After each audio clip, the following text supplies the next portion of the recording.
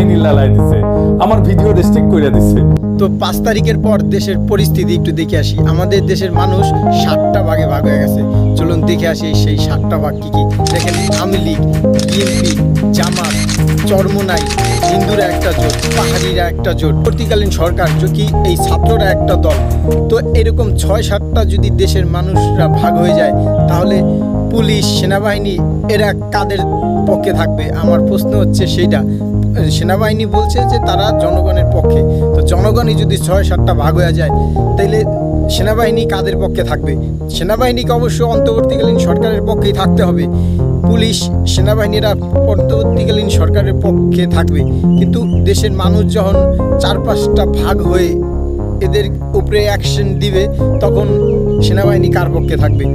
আমি রিসেন্টলি একটা কথা বললাম, ধরেন কেউ যদি আমাদের দেশ আক্রমণ করে, দেখেন শুধু সেনাবাহিনী আর পুলিশের শক্তি কিন্তু যথেষ্ট নয়।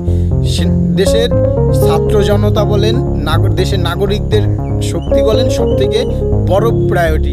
তাই এই দেশের জনগণ যদি 4-5 ভাগে ভাগ হয়ে যায়, যদি কয়েকটা দল গিয়ে আপনার ইন্ডিয়ার সাথে অথবা যে দল আমাদেরকে আক্রমণ করবে, আমরা যদি ওদের সঙ্গে যুক্ত হয়ে যায়, তাহলে কি করে দেশ রক্ষা করবে বলেন?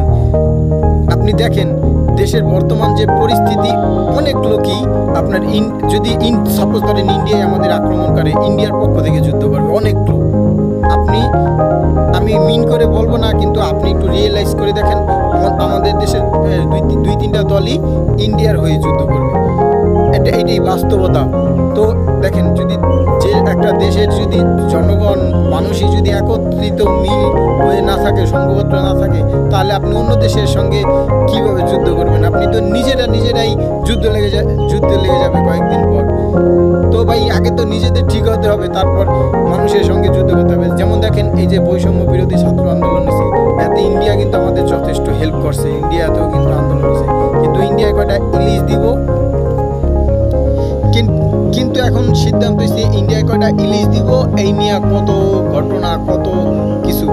তো ভাই, এই যে যখন এই বৈষম্য বিরোধী ছাত্র আন্দোলন হয়, আপনারা কি দেখেন না ইন্ডিয়াতেও অনেক আন্দোলন হয়েছে?